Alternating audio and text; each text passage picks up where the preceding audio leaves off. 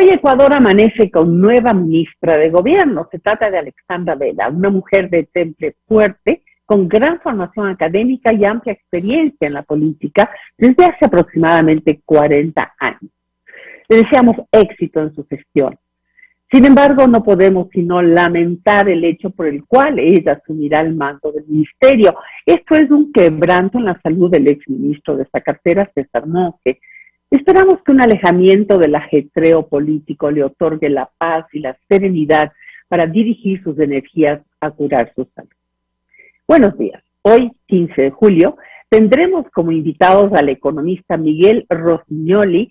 Nos va a hablar acerca del emprendimiento como un estado de transición y no un fin en sí. Suena realmente interesante. Luego contaremos con la presencia del doctor Joaquín Hernández, rector de la Universidad Espíritu Santo de Guayaquil. El tema, Cuba, por supuesto. Y en el interín estará Fidel Márquez con nosotros, economista cubano radicado en Ecuador, con un tema que le ha denominado Pongamos el hombro.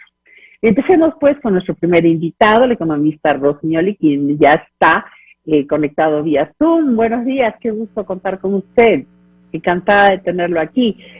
Sobre el economista Miguel Rossignoli, pues él estudió Economía Agrícola y Desarrollo Rural en la Universidad Católica de Guayaquil. Ha realizado y vive realizando pues talleres, seminarios y capacitaciones. Preside la compañía Ecovitali. Su amplia experiencia en diversos campos lo ha convertido en un líder versátil que promueve el avance de ser emprendedor, o el avance de ser emprendedor a empresario, sosteniendo que ser emprendedor es solo un paso, como les anticipábamos, no un estado permanente. Cuéntenos sobre esto. Bienvenido, adelante.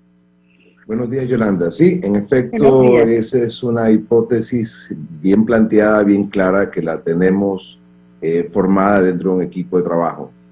El estado del emprendedor, le digo yo, más allá de ser un estado permanente, nos ayuda a poder desarrollar las responsabilidades en el mercado de oferta y demanda. Y particularmente ahora que estamos entrando en un estado de economía post-pandemia, post-crítica, post-parálisis, es muy importante entender la conceptualización del emprendedor y el papel de la importancia del emprendedor en la economía. ¿Quién es emprendedor? Cuéntanos, detállenos, ¿quién vendría a ser un emprendedor? Porque cuando hablamos así de forma general, se habla muchísimo, incluso desde el oficialismo, hay que estimular el emprendimiento a los emprendedores, hay que dar crédito para que surja el emprendimiento. Pero ¿a qué nos referimos exactamente? ¿Es lo mismo una persona que vende, se pone a vender naranjas en una esquina? ¿Es un emprendedor? ¿Es un emprendedor quien entra en temas tecnológicos o quien ya tiene una pequeña empresa? Emprendedor, por definición, es aquel que innova, crea, investiga y desarrolla nuevos proyectos. Hay un concepto de la economía o de la competencia perfecta. Yo creo que, y más bien por definición, el emprendedor es el que destruye esta creatividad estándar del mercado. Crea un nuevo escenario. Impulsa a la sociedad hacia nuevos escenarios con una nueva oferta. El emprendedor, como lo has dicho hace un ratito, no, en efecto no es aquel solamente que comienza un negocio, voy a vender naranjas o voy a hacer un sándwich. No, hay una nueva receta, hay una nueva investigación de mercado. El emprendedor, si bien es cierto, desestabiliza el estado de la oferta y la demanda normal o regulado, o el estándar, puede crear una nueva oportunidad, desarrolla un nuevo espectro con una visión quizás hasta global, y es muy importante entender esa diferencia. El emprendedor es el estado del que arranco cuando empiezo un negocio. Comienzo a pensar, hey, vamos a arrancar con esta nueva idea, vamos a ofertar este producto, este servicio, pero ¿qué estoy solucionando? ¿Cuál es mi responsabilidad con el mercado? El emprendedor solamente arranca. Yo creo que el empresario como tal es aquel que ya se oficializa con todos los parámetros asociados a pago de impuestos, contar con personal que esté debidamente afiliado o controlado, dar estabilidad en el mercado, tener un plan de largo plazo y por tanto ser responsable social y ambientalmente. Esas son las primeras características que podemos connotar dentro de la diferencia entre el empresario y el innovador emprendedor. Economista, para entender bien esta idea ¿cómo se llama?, del emprendedor, tiene que ser una idea innovadora. O sea, no es simplemente emprender en un negocio, sino, porque mire, yo estaba en algunas ferias de las universidades, justamente ferias de emprendimientos de los muchachos, en donde hay ideas realmente creativas, hay cosas espectaculares, algunas incluso han trascendido las fronteras nacionales, ¿no? Y han sido recogidas por universidades internacionales o por incluso empresas, ¿no? Pero, ¿qué pasa con esto? O sea, aquí hay grandes ideas, pero ¿cómo plasmarlas? ¿Cómo llevarlas a cabo? Muchas de ellas son de alta tecnología o requiere de una inversión en términos científicos muy importante. Entonces, ideas puede haber, pero ¿cómo concretarlas para que se inicie un emprendimiento? De hecho, es un buen argumento. En España existen los planes para el desarrollo de investigación y desarrollo, justamente. Mira, nosotros tenemos que decidir quién va a ser nuestra boya, quién nos va a salvar, la empresa privada o nos va a salvar el Estado. Y la realidad es que hasta el 2019 hubiera dicho definitivamente la empresa privada, pero hoy creo que todos hemos tenido una epifanía donde tenemos que entender que el Estado forma parte importante. Es decir, tenemos que crear esta ambigüedad o este estado de unión entre las teorías keynesianas y Schumpeter, donde nos dicen, ¿sabes qué? Tenemos que entrar en un balance donde el Estado nos ayuda con fondos de investigación, pero también con aportes de la empresa privada. Pero la empresa privada también se encuentra un poquito preocupada porque no tenemos normas claras, no tenemos leyes claras que nos permitan poder suponer este respaldo de marcas, patentes, registros para desarrollos internacionales. No tenemos esta expansión en el mercado internacional y eso sí es un problema cuando se trata de nuevas tecnologías. Te lo digo yo, lo vivo yo. Nosotros trabajamos, tenemos un par de proyectos y ¿dónde estamos pensando registrarlos? Estados Unidos, registro marcas patentes, para poder cubrirnos un poco más. Exactamente eso le pasa a todos. Pero más allá del fondo de investigación, no tenemos un fondo de investigación, no existe un fondo en banca privada, no existe un fondo en el Estado, por lo menos no desde este mix público-privado. Creo que tenemos que entrar en un mercado diferente, tenemos que entrar en un mercado de balanza del Estado como inversionista de la investigación y desarrollo y la empresa privada al igual, pero con el derecho de registro, marcas y patentes a nivel nacional e internacional. La academia es sumamente importante, creo que debe formar parte de ello, pero ahí habría que un poquito discutir con un especialista en qué estado entraría, en el público o en el privado, ¿no? Uh-huh. A ver, coméntenos un poco más. A nosotros nos llegó un boletín de prensa, ¿no?, en donde nos planteaba este tema que nos parece sumamente interesante. ¿Cuál es su interés personal en el tema? ¿Qué es lo que usted propone efectivamente que se haga? Porque ahorita nos habla un poco como de forma general, pero ¿qué es lo que se puede hacer a nivel de emprendimientos? Usted en su boletín de prensa dice que en Ecuador aumenta cada día las cifras de los emprendedores, lo cual es positivo, pero a la vez, al ser carentes de normas, tributos que pagar y auditorías que no existen, se materializan como una variable desestabilizadora del mercado formal. Explíquenos un poco esto, por favor. Creo que a todos nos ha pasado cuando empezamos un negocio y que empezamos a hablar del emprendedor y decimos, es que él está emprendiendo. Entonces, si falla, está bien. Veámoslo con un poquito de lástima. Y no es así. El emprendedor es un empresario en potencia. Y no puede ser emprendedor 10 años, 5 años, un año entero. El emprendedor es el estado de inicio hacia la carrera empresarial. Entonces, este emprendedor tiene que convertirse en empresario. Pensemos un ejercicio muy simple.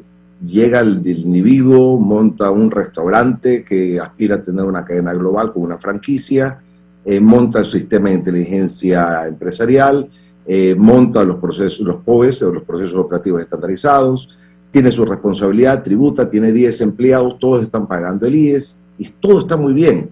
Y de repente llega un emprendedor a poner un negocio con la misma comida, atrás, porque es emprendedor, no paga impuestos, no tiene el empleado alineado, paga menos tributo o tiene menos condiciones técnicas porque estamos motivando el emprendimiento. Pero estamos motivando al empresario formal que ha montado un negocio sumamente costoso, con una responsabilidad sumamente más elevada. Ahí, en ese estado específico, el emprendedor desestabiliza al mercado de la oferta y la demanda, porque no está haciendo eso. Sin embargo, si es emprendedor, hay que motivarlo a que siga, entra en una competencia ideal, en las mismas condiciones. Y eso es a lo que me refería cuando yo escribía esa parte del artículo. Genial, pero ¿a dónde vamos? Ya, entendido. Ahora, usted también en el boletín de prensa habla de que cada individuo debe alcanzar su propio concepto de libertad con sus talentos, que probablemente al inicio dicen no habrá capital económico para invertir. Entonces ahí, ¿qué hacer? Porque usted está hablando de que puede desestabilizar la economía formal, pero si estamos hablando de un emprendimiento, un inicio. En este país es una cosa muy difícil también armar empresas, ¿no? O sea, hay una cantidad, hay una tramitología muy fuerte, muy pesada, que toma muchos meses también para esto. Entonces, si yo estoy probando una idea innovadora, no tengo el capital, no tengo el tiempo, no tengo la posibilidad de formalizar este emprendimiento.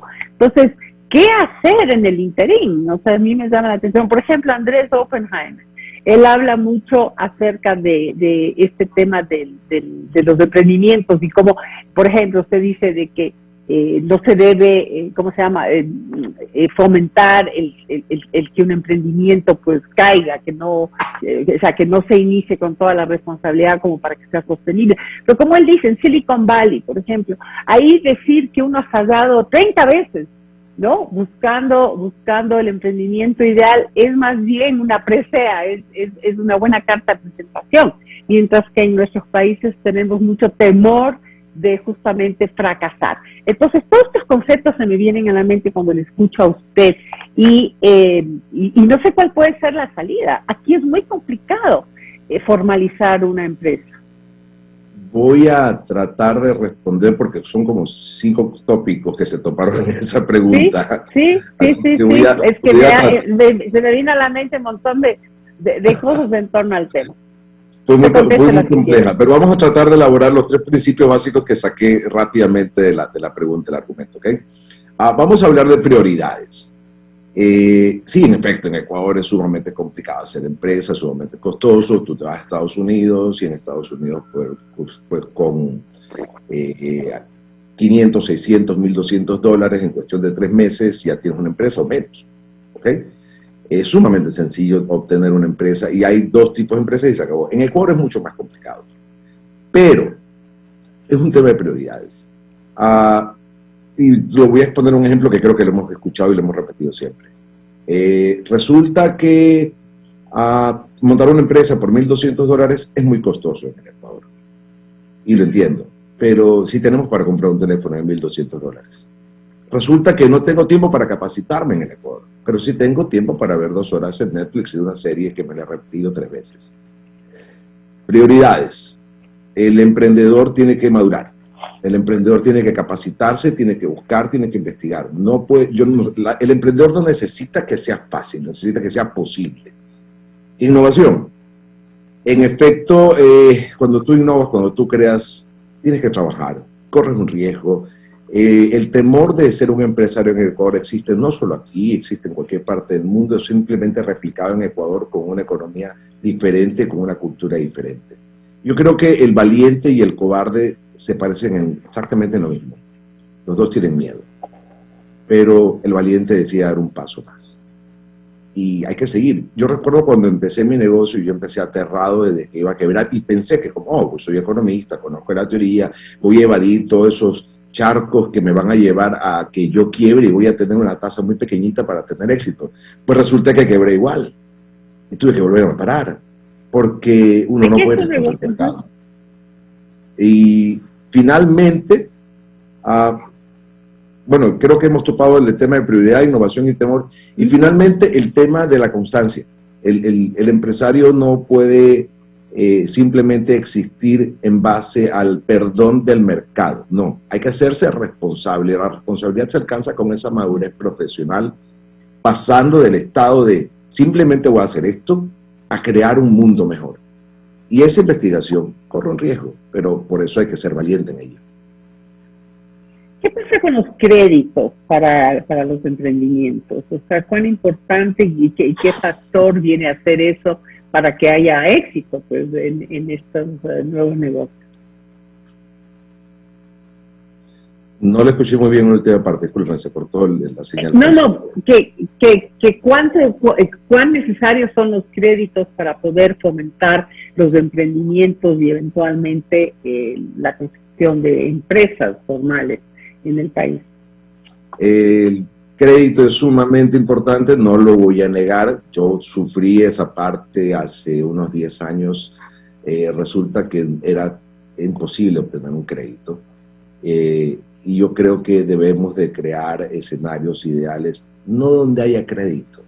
Yo creo que el secreto está en los fondos de inversión o los capitales unicornio o la inversión privada en el segmento, quizá un área específica. Mira, yo creo que el presidente Guillermo Lasso está encaminado para allá. ¿Okay? Sin embargo, creo que la política de gobierno, la política económica del país no está lista para ello. Hay que trabajar mucho. Ese es un tema muy complejo, pero es muy viable, es potencialmente aplicable y creo que lo puede hacer en cuestión de un año. Sin embargo, más allá de mi teoría, más allá de mis capacidades, yo creo que hasta que eso pase, el emprendedor no tiene que parar, el empresario no tiene que parar, tiene que buscar en el capital privado, la asociación de negocios, desarrollo de nuevas ideas y proyectos, y estoy seguro que lo puede lograr. Mira, hay una condición que todos los seres humanos tenemos, y la idea es, somos capaces.